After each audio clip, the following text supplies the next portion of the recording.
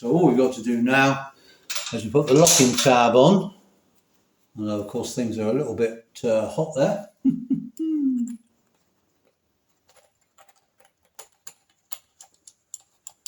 There we go. And then we're going to do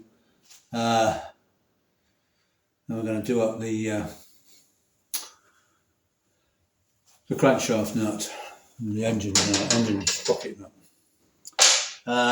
But what I'm going to do, because that's done up so tight, and obviously we need to lock the primary chain, I'm going to get my special primary chain locking tool out from.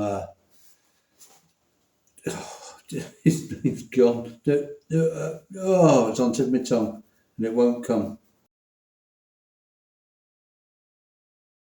He only makes batches of them now and again, but it could be he's got some going good at the moment. So it's just a simple locking tool, you know, but it works brilliantly. There's just sits between the two chain wheels and two sprockets and locks everything nice and solid. So what I've done is I've had to turn the engine over in order, because you have to get it absolutely dead right to get these teeth aligned to get the tool in. So I already put some Loctite on this nut. And it's already half tight, as I was using that to turn the engine over to get in the right place. And now we're going to torque it up to 60 foot-pounds, which I'm going to do again one way. In other words, I'm levering up rather than levering down. There we go. Make sure, double sure that's on, because you really don't want that nut coming undone. I did have one come undone on me once on a Bombville. It wasn't a nightmare, but what happened in my case was that the nut cracked the primary chain case, and so then suddenly I had a massive oil leak. So I can get this out.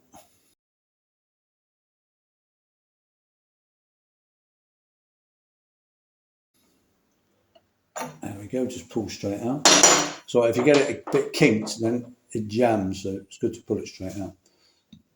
Yeah, in my case, it cracked the outer chain case, and so it poured oil out. And I ended up having to buy a new outer primary chain case, which at the time, because I had no money at all, was like eye-wateringly expensive to replace that. So it wasn't catastrophic, but it was a very expensive mistake. I think I probably, it was back in the day when I was young, I probably reused a locking tab or something,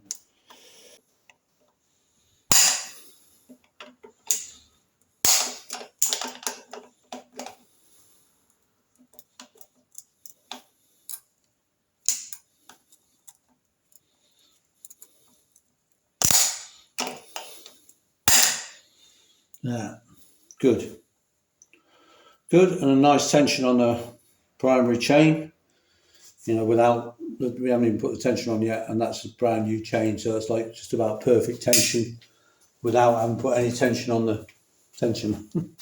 So yeah, we should be all hunky-dory. Excuse me again. It's just we haven't, the Loctite's not done it yet, but we should be okay.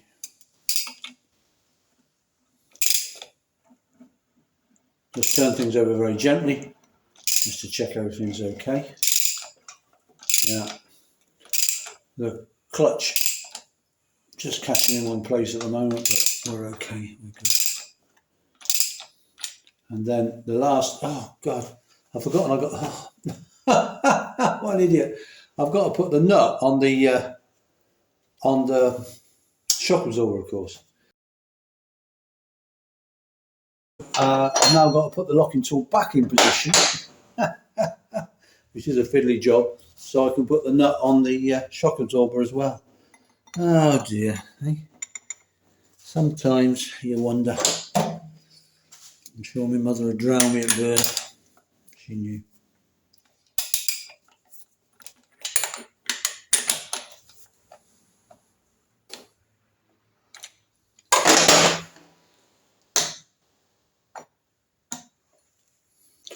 Right, so we're going to put the nut that holds on the end of the shock absorber here.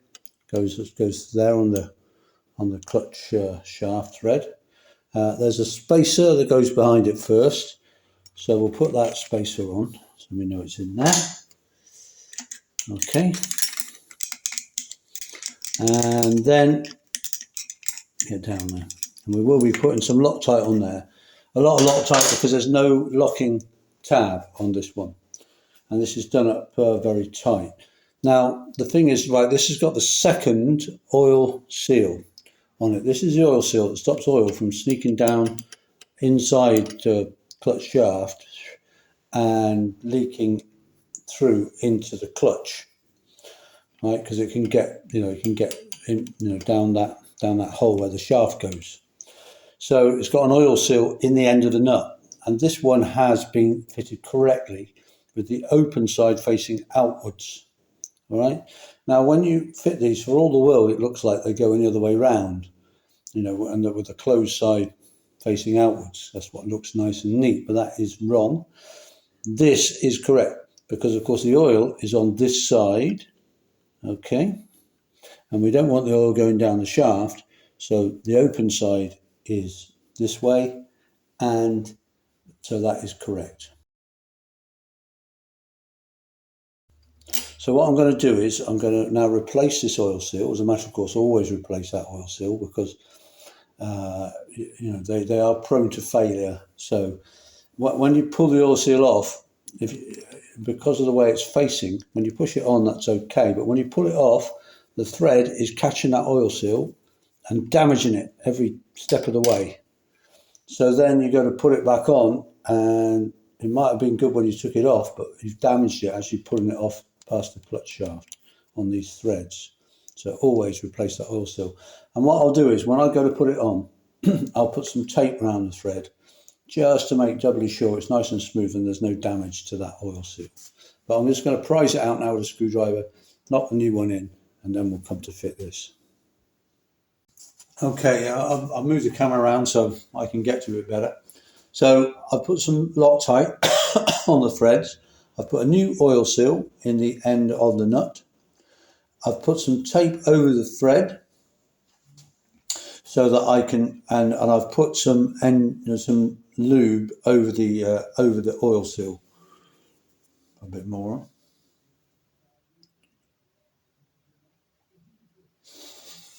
And so I'm just going to slide the nut over the rod down to the Loctite.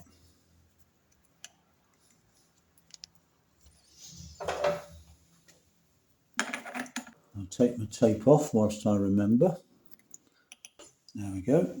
And now I'm going to tighten the that nut up. It goes up to between 75 and 80 foot-pounds. So we'll do it up to 80. So I've got a very simple but essential tool here, which is a 15/16 inch AF extended socket. Now it needs to be extended because, of course, it's got to fit over the pull rod.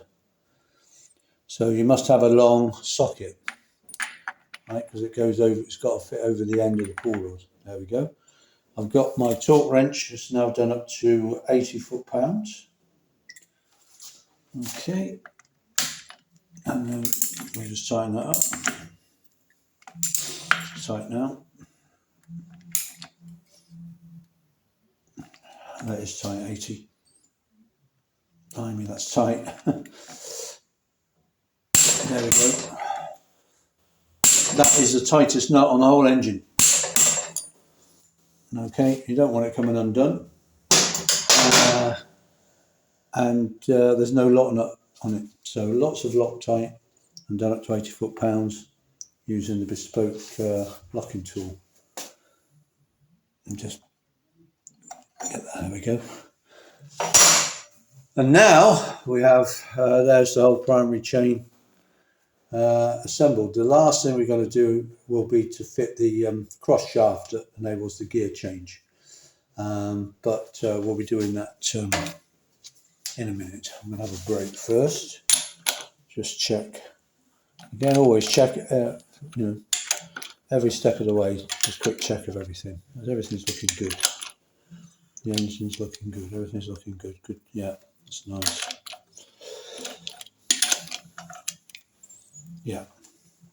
Okie dokie, there you go. Primary chain oil pump drive in position, shock absorber in position, and triplex chain conversion, so that if ever the chain needs replacing again, it's not a problem at all. Good.